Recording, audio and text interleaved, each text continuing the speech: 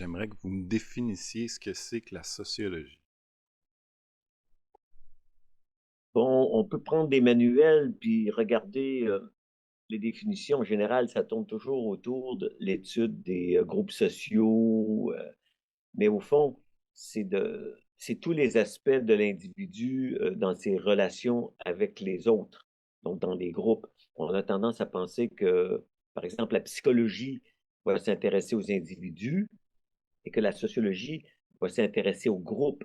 Mais cette opposition entre d'un côté l'individu qui relèverait de la psychologie et le groupe social qui relèverait de la sociologie, je pense que c'est plus compliqué que ça. On peut faire une sociologie des individus. Par exemple, il y a un grand livre du sociologue Norbert Elias qui s'appelle Sociologie du génie. Donc, le génie, c'est l'incarnation de l'individualité par excellence, mais Norbert Elias nous dit que quelqu'un comme Mozart, sur lequel il a appliqué son idée de sociologie d'un génie, pour comprendre Mozart, il faut le resituer dans la société de son temps.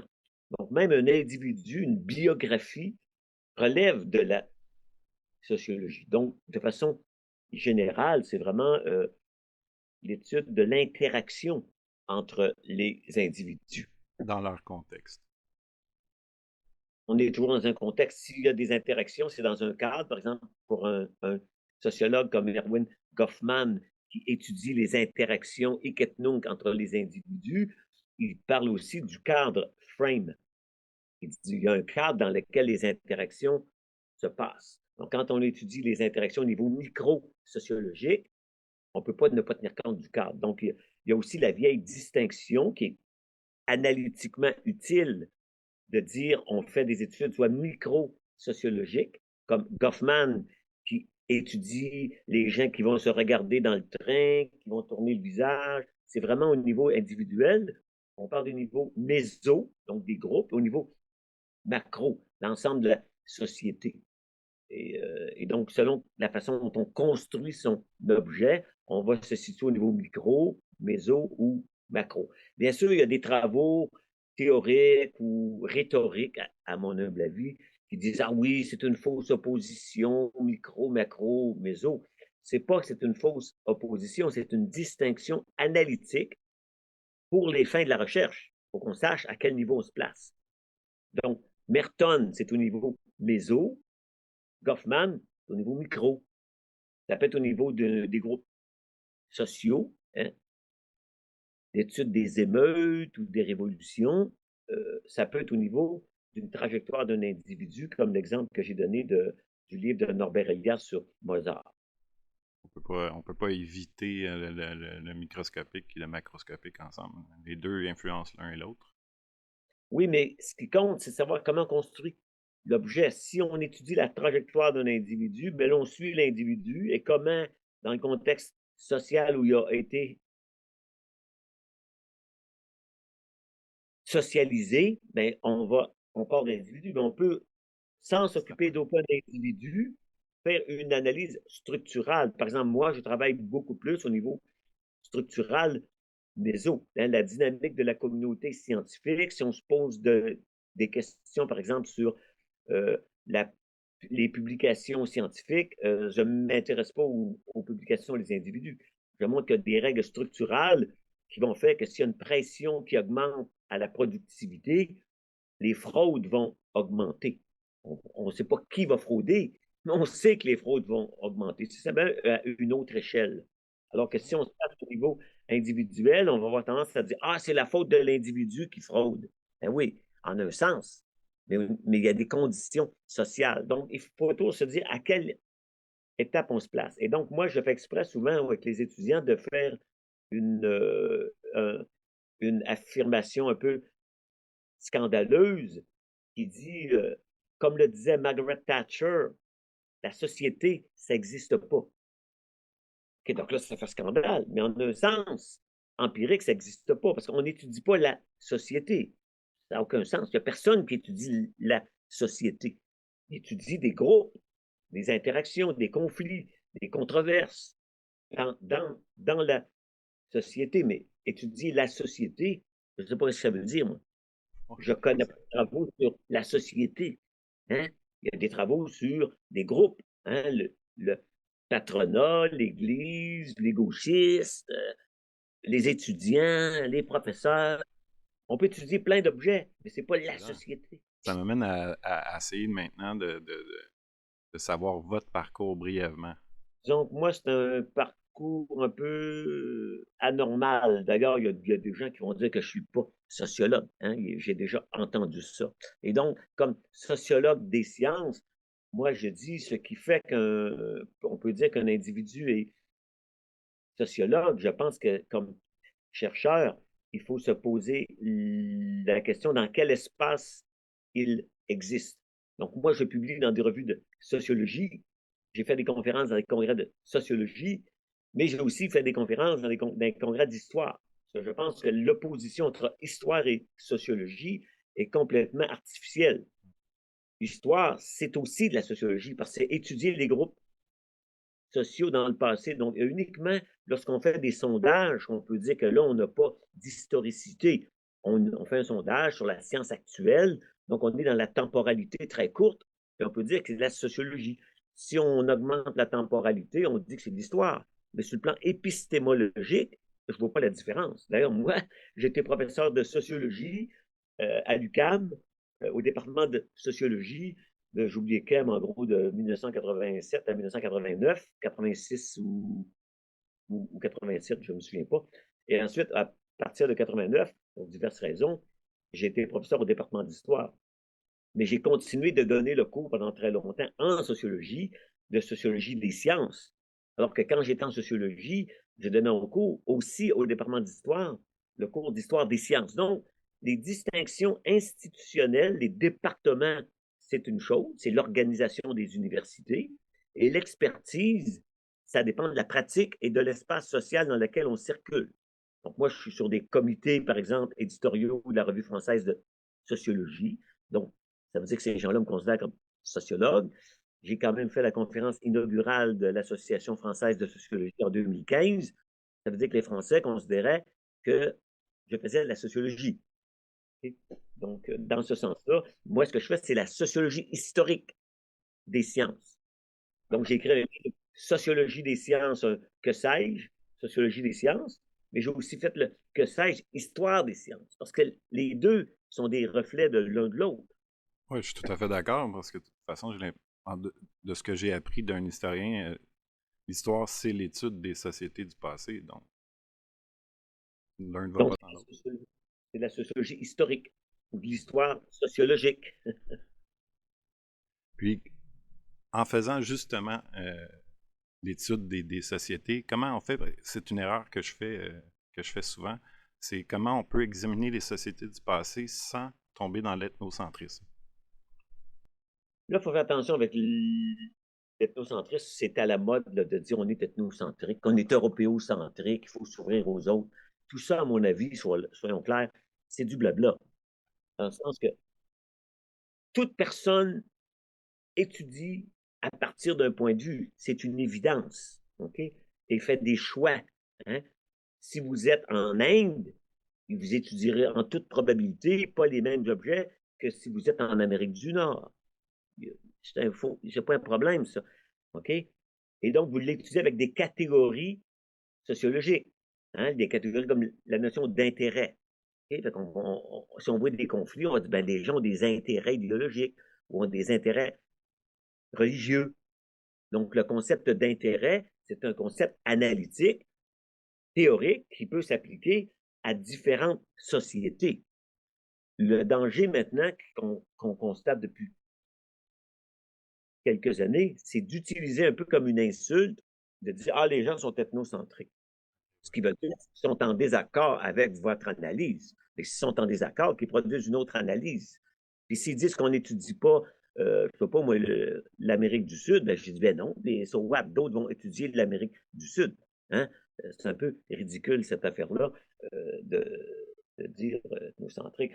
Si on porte un jugement, là, on pose des problèmes. Mais la bonne sociologie, c'est comme la bonne histoire, c'est une sociologie un peu ethnographique qui explique les rapports de force, qui ne porte pas un jugement, mais qui dit comment ça fonctionne. Par exemple, quand on dit, bon, les femmes n'avaient pas le droit de vote au Canada avant 1914, au Québec avant 1940, en France avant 1944, une bonne sociologie ne pleurnichera pas sur le fait qu'ils n'avaient pas le droit de vote. On va dire, mais pourquoi ils ont eu le droit de vote? Parce que pendant très, très longtemps, il n'y a pas eu le droit de vote. Donc, la modification, c'est qu'ils ont eu le droit de vote. Et là, le contexte, c'est la Première Guerre mondiale, entre autres, c'est la Deuxième Guerre mondiale. Donc, ça a transformé les rapports au travail. Et pendant la Première Guerre, les femmes ont été mobilisées pour faire la guerre. Et là, ils ont commencé à comprendre qu'ils pouvaient avoir d'autres droits que le simple droit d'être à la maison. Et donc, le gouvernement, lui, qui veut des votes aussi. Donc, c'est compliqué. Mais ce n'est pas de la morale. C'est des rapports de force. Et c'est des interactions. Et des idéologies. Parce qu'il ne faut pas sous-estimer l'idéologie. On le voit actuellement avec la montée des religions. C'est des rapports idéologiques. On veut imposer des visions du monde. Et on peut les étudier sans porter de jugement. Comme les fourmis rouges et les fourmis noires qui chicanent, ben les éthologues ne lancent pas l'association de défense des fourmis rouges. Les éthologues disent, ah bon, les fourmis rouges, ils font de l'esclavage, c'est bizarre, c'est parce qu'ils ont un territoire, et les phéromones, ils voient bien qu'il y a des fourmis noires ennemies qui viennent, donc la guerre commence. C'est pas de la morale, ça, c'est de l'éthologie. Donc moi, j'ai une vision éthologique des humains, et les interactions de gauchistes, je les analyse comme des idéologies. Je les dénonce pas, je les analyse. C'est important de ne pas définir l'ethnologie négativement, puis de différencier le jugement puis l'idéologie de ça, parce que on peut pas s'empêcher d'avoir eu une expérience de vie, une vision sur le monde extérieur. On peut pas la nier, en fait. Non, mais il faut faire attention. L'apprentissage d'une formation sociologique, c'est un apprentissage. Comme l'histoire, c'est un apprentissage. Ça veut dire il faut apprendre à prendre une distance. C'est ce que j'appelle la distanciation. Hein? Quand on veut étudier, par exemple, nos origines, si moi je retourne à Montmorency, un milieu ouvrier où il y avait de la dominante textile, ben, j'ai deux choix. Soit j'y vais comme individu qui se rappelle sa jeunesse, qui pleurniche au fait qu'il rencontre ses vieux chums. Ça, c'est pas de la sociologie. Okay? S'il va comme sociologue, là, il doit dire, OK, là, je dois prendre une distance, regarder mes anciens amis dans leur trajectoire, essayer de comprendre pourquoi ils sont restés ou non à Montmorency, qu'est-ce qui fait qu'il y en a qui en sont sortis, quels sont les discours qu'ils tiennent. C'est difficile, ça demande de la distanciation, mais ça s'apprend, ça, par la méthode. C'est comme un chirurgien. Hein? Un chirurgien apprend à dire, OK, là, j'ai un corps humain devant moi, mais il est entouré de tissus, donc je ne vois que le morceau sur lequel je dois opérer. Et là, je vois des tuyaux dans lesquels il coule un liquide. Je pense pas que c'est ma belle-mère qui est en train de se faire opérer, parce que là, on va peut-être avoir un autre point de vue. Donc, cette idée d'objectivation, de rendre les choses comme un objet, c'est un apprentissage. Ça ne se fait pas en créant ciseaux. Parce qu'on a tendance à dire, ouais, moi, je ne suis pas d'accord. Mon père non plus, il n'est pas d'accord. Mais là, tu travailles comme sociologue. Donc, si les chroniqueurs à la radio, à la télé ou dans les journaux, eux, ont des humeurs. Le sociologue ne devrait pas avoir d'humeur comme sociologue. Donc, quand tu mets ton chapeau de sociologue, tu crées une distance. Ensuite, autour d'une bière, tu peux délirer comme tout le monde sur la société. C'est pas la même chose. Quelle est la différence entre l'évolutionnisme et le diffusionnisme? Ça, je ne sais pas trop, ça vient, mais l'évolutionnisme, là, ça peut avoir beaucoup de sens en sociologie. Okay? Mais en général, c'est bien une vision que des sociétés, c'était à la mode dans les années 50, on croyait qu'il y avait ce qu'on appelle des étapes de la croissance, que les sociétés suivaient tous une même trajectoire. C'était l'idée de progrès aussi. Donc, il y avait une évolution, et on le croit encore souvent de nos jours dans les démocraties. On pense que la démocratie, c'est mieux, et que la dictature, c'est moins bon, et qu'il y a une évolution vers le meilleur. Donc, c'est une vision un peu déterministe des choses. Le diffusionnisme, c'est un terme qui simplement dire qu'il y a des idées qui se diffusent, mais ce n'est pas des concepts bien définis. Le concept bien défini, c'est vraiment l'évolutionniste, qui n'est pas à la mode du tout depuis les années 60. On a très bien compris qu'il n'y a pas d'évolution linéaire des sociétés, mais on est allé dans l'autre extrême, à mon avis. On a remplacé ça par une forme de relativisme absolu, alors que ce qu'on observe dans les corrélations, c'est pas ça. On observe des tendances macroscopiques, par exemple. Il y a une corrélation dans tous les pays entre la croissance du niveau d'éducation et la diminution du nombre d'enfants. On a ça dans tous les pays. Ça, c'est des relations statistiques, sociétales, macroscopiques. Dans ce sens-là, si on veut dire que c'est une évolution, on peut dire que c'est une évolution. Mais ce qu'on dit scientifiquement, c'est qu'il y a une corrélation et que plus le niveau d'éducation augmente dans un pays, moins ce pays-là fait d'enfants. C'est vrai dans les pays, dans les pays musulmans, c'est vrai dans d'autres pays. Il y a une corrélation. C'est comme le développement des villes. Hein? Plus il y a des gens dans des villes, plus la société va avoir des comportements différents qu'à la campagne. Okay? Donc ça, c'est des transformations, il y a des corrélations. Je n'appellerais pas ça une évolution, mais il y a un lien. On sait que si l'éducation augmente, le nombre d'enfants diminue. Donc, j'aime pas le mot diffusionniste parce que c'est pas à cause de la diffusion que nous, on a plus d'études, que les autres ont plus d'études. C'est une dynamique interne à la société. D'ailleurs, ça peut diminuer. On le voit dans des pays comme l'Afghanistan actuellement, ben, l'État a fermé complètement l'étude des femmes à l'école secondaire et même à l'université. Donc, au niveau macro, il y a de la politique, il y a des guerres qui peuvent scraper une société. Si on monte dans la Grèce antique, ça n'existe plus, la Rome antique est disparue, les sociétés se transforment. Je ne dirais pas qu'ils évoluent, parce que le mot est trop fort. Hein? Évolution, il y a un sens positif à ça. Et ça, c'est un problème. Par exemple, si on... Il y a un sens qui fait que tu as l'impression que ça n'arrête jamais. Tu as l'impression qu'il n'y a pas d'arrêt, de retour. De retour derrière. Alors que toute l'histoire montre qu'il y a des transformations. Donc, il faut plutôt qu'on vienne au fond à la théorie biologique du 19e siècle avec Lamarck quand on parle du transformisme. C'était exactement le mot que j'avais en tête. Le transformisme. Après, on a eu tendance à remplacer le transformisme par évolutionnisme, parce qu'on a eu une vision du progrès comme l'évolution. Mais ça, c'est la contradiction. C'est la théorie de Darwin. C'est une théorie qui n'est pas évolutionniste. Au contraire, elle est transformiste de façon aléatoire. C'est dû à des mutations sélectionnées dans des niches écologiques. C'est contingent. Il n'y a pas de direction. Ceux qui pensent que l'évolution se dirige vers l'homme, c'est incompatible avec la biologie de Darwin. Donc, il faut plutôt qu'on parle de transformation. Puis ces transformations-là peuvent aller dans un sens ou dans l'autre selon la niche écologique. Donc, les sociétés se transforment. Il y en a qui sont en déclin, il y en a qui sont en montée pour des raisons compliquées et diverses. C'est justement peut-être une erreur que moi, dans mon cas, moi, là, qui n'a pas fait l'université, c'est peut-être une erreur de compréhension, justement, parce que moi, j'ai toujours cru que la théorie de l'évolution de Darwin, c'était justement, pourtant, je le prenais pour acquis que c'était des transformations génétiques, mais j'ai toujours pris pour acquis que c'était une évolution qui n'a jamais arrêté, tu sais, puis qui... Non, jamais de la vie. Jamais de la vie. C'est pas ça.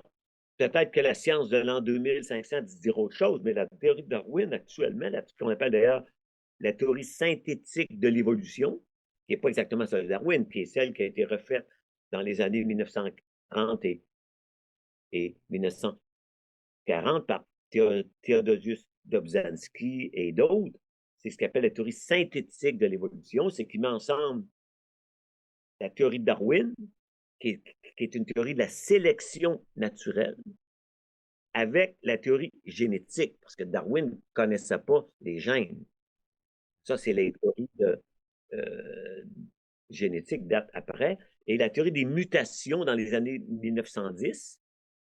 Maintenant, on a ensemble les mutations aléatoires. Par exemple, dans le cas du COVID-19, qu'est-ce qui fait le virus? Il mute de façon aléatoire dans des lieux différents et probablement que la majorité des mutations mènent à sa mort. Mais parfois, une mutation dans une niche écologique particulière fait qu'il se développe. Mais il n'a pas muté pour se développer. Il n'y a pas de finalité. Donc, ce que Darwin a tué, au fond, en biologie, et ça ne fait pas l'affaire de tout le monde, surtout pas des religieux, ce que Darwin a tué en biologie, c'est ce qu'on appelle la finalité. C'est l'idée qu'on s'en va vers une fin. Nous, les humains, on a des fins. On dit, OK, ce soir, je rentre à la maison. Ça, c'est une finalité. Mais les virus n'ont pas de finalité. Ils se reproduisent, ils mutent de façon aléatoire. Parfois, les mutations sont favorables, donc ils se reproduisent. Parfois, ils ne sont pas favorables, ils meurent, on n'entend plus, on les voit plus. Nous, on ne voit que ce qui a réussi. Mais il faut faire attention, ce qui a réussi, c'est par rapport à plein qui n'ont pas réussi. C'est Donc, c'est intéressant parce que philosophiquement ça a quand même beaucoup de liens avec l'être humain.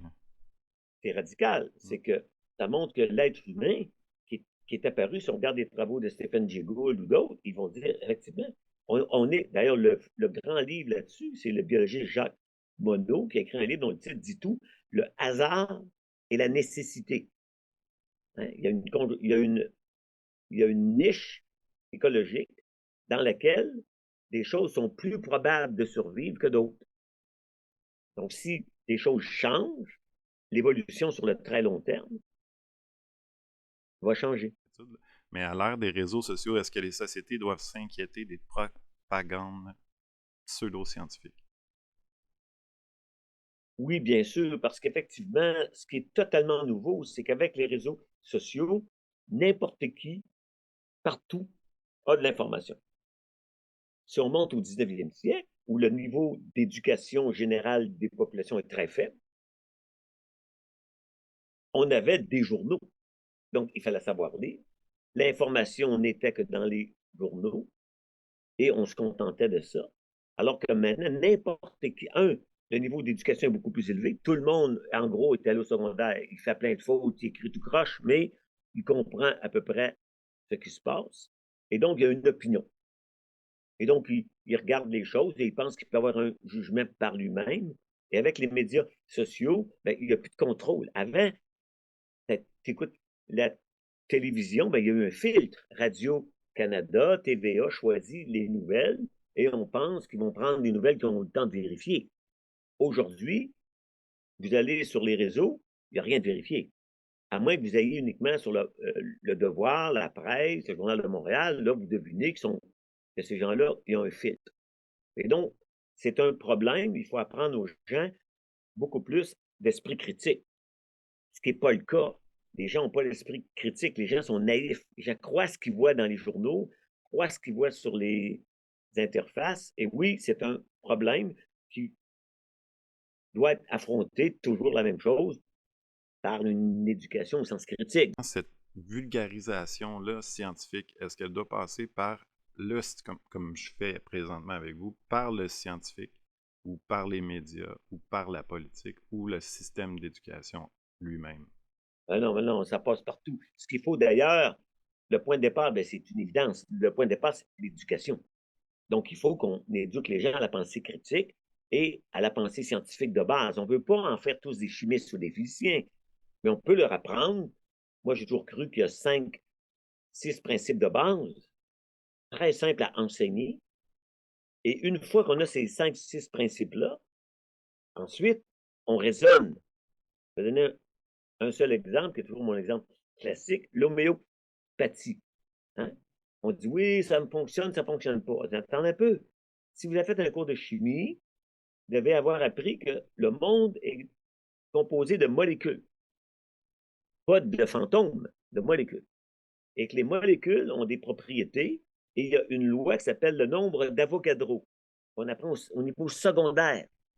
Le nombre d'Avogadro dit qu'il y a 6,023 exposant 10 à 23 molécules dans un litre de liquide à température ambiante. Il n'y en a pas une infinité de molécules.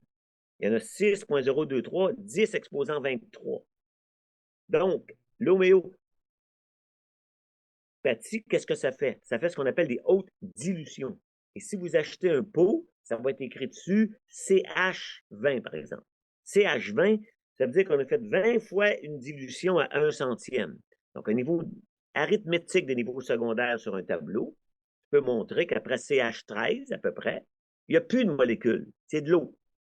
C'est arithmétique. C'est pas un doctorat en physique, là. C'est arithmétique. Donc, si on dit, ben là, CH20, c'est de l'eau. Donc, à moins de croire que l'eau guérit tout, l'homéopathie, c'est une arnaque. En plus, des milliers d'études en double aveugle avec placebo montrent que ça a l'effet placebo. Mais avant même les études, la chimie de base de niveau secondaire vous dit CH2, il reste de quoi? D'ailleurs, il n'y a pas de CH2 parce que si vous mettez de l'arsenic dans l'eau, vous allez mourir. Mais si vous prenez un petit peu d'arsenic dans l'eau et vous la diluez 50 fois, ben, il n'y en a plus d'arsenic dans l'eau. C'est rendu de l'eau. Voyez-vous, ça, c'est le raisonnement. Même chose pour la transmission d'informations. L'information se transmet par des ondes sonores. Quand les gens nous entendent, c'est que le son s'est propagé au tympan, puis le tympan est transformé, ou des ondes électromagnétiques, comme nous, on est via des ondes électromagnétiques. Mais il n'y a pas de transmission de pensée, jusqu'à preuve du contraire. Donc, la science d'aujourd'hui dit, j'ai beau me concentrer, là, il n'y a pas des ondes de pensée qui se propagent. Ça n'existe pas.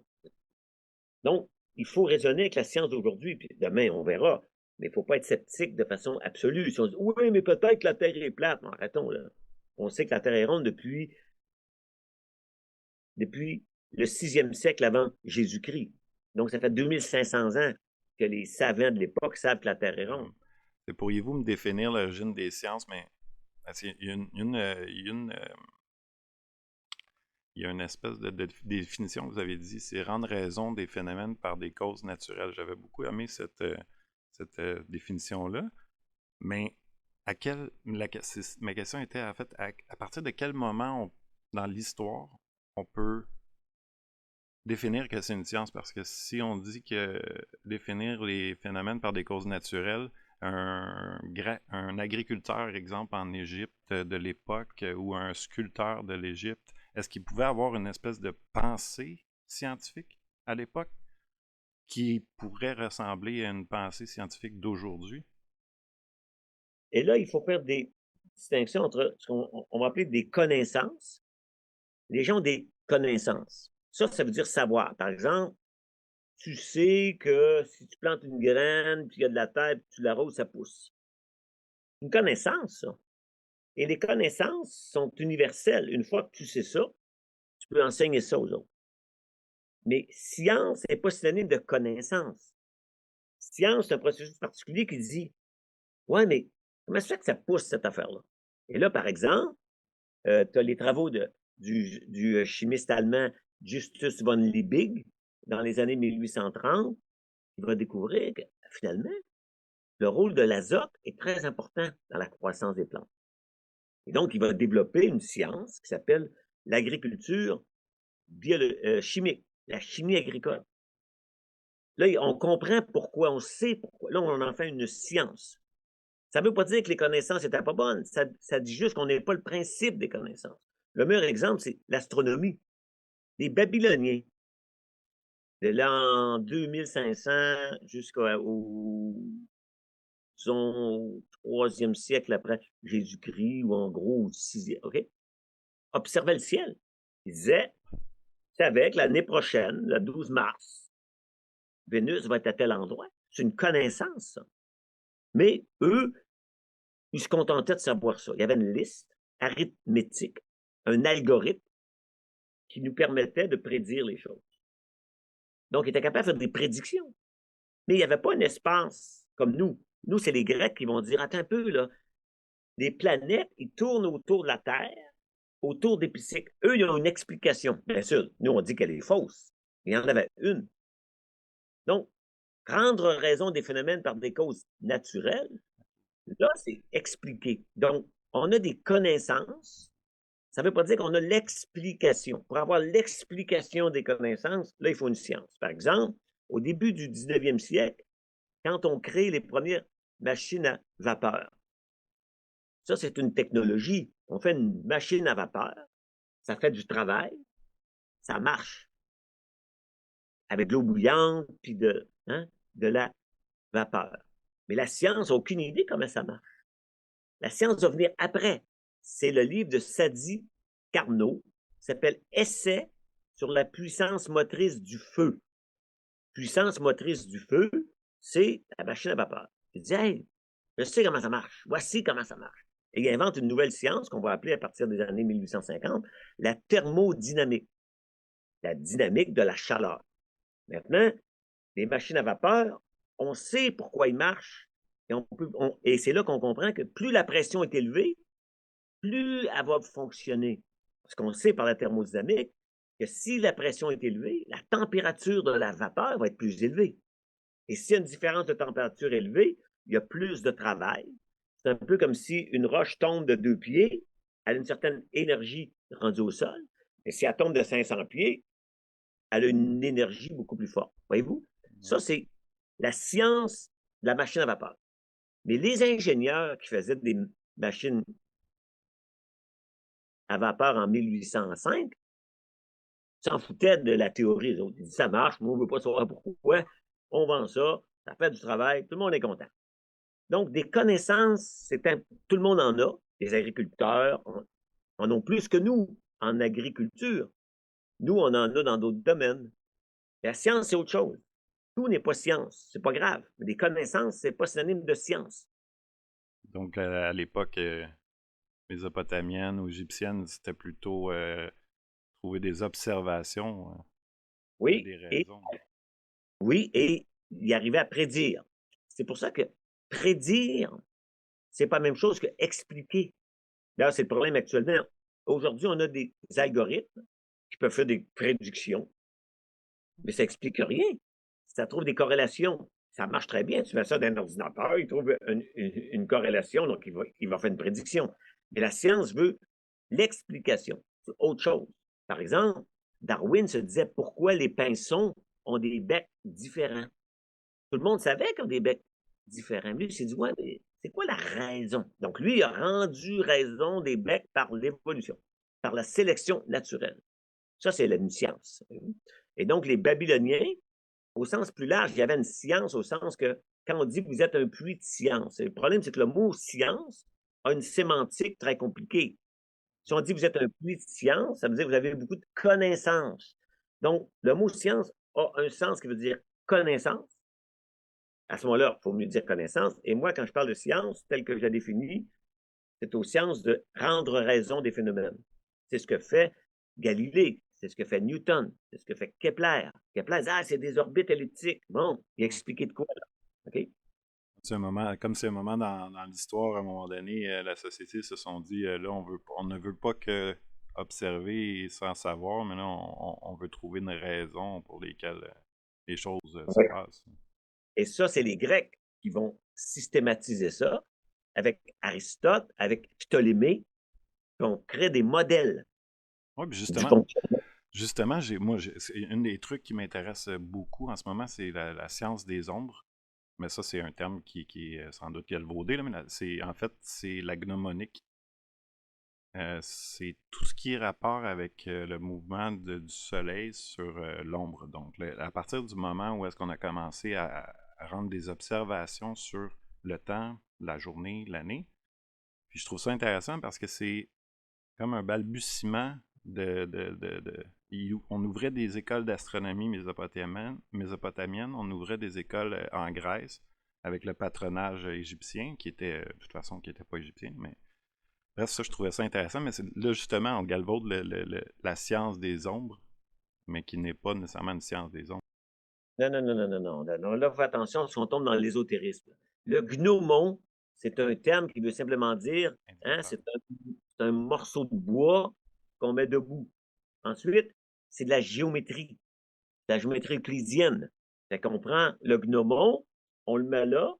Bien sûr, selon la position du soleil, l'ombre projetée va être différente. Et là, on tombe dans la géométrie.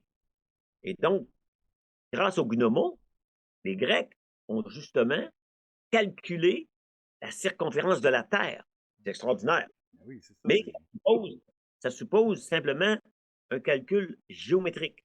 On le montre dans notre livre sur du scribe au savants. J'ai écrit avec mes deux collègues un livre qui s'appelle Du scribe au savant, qui est une histoire générale des sciences des Babyloniens jusqu'à la révolution industrielle. C'est paru aux éditions Boréal à Montréal, Du scribe au savant, et on montre le dessin de comment, effectivement, les Grecs et Ératosthène au 3e siècle avant Jésus-Christ pouvaient calculer la circonférence. Non seulement ils savaient que la Terre était ronde, ils savaient son diamètre par des calculs purement mathématiques. Donc, c'est les Grecs qui amènent la coupure de la science telle qu'on la connaît, nous. Les Babyloniens avaient des connaissances, il y avait une science qu'on appelle algorithmique. Ils savaient faire des prédictions d'éclipses avec une certaine précision moins grande que la nôtre, mais ils savaient faire des prédictions par des calculs arithmétiques. Les Grecs arrivent avec la géométrie. Et donc, ils modélisent dans l'espace à 3 dimensions. C'est ça qui est radicalement nouveau. Merci infiniment de votre générosité. C'est plus qu'apprécié. Ça fait plaisir. Puis je vous souhaite une excellente fin de journée. Vous aussi. Bye. Bye bye.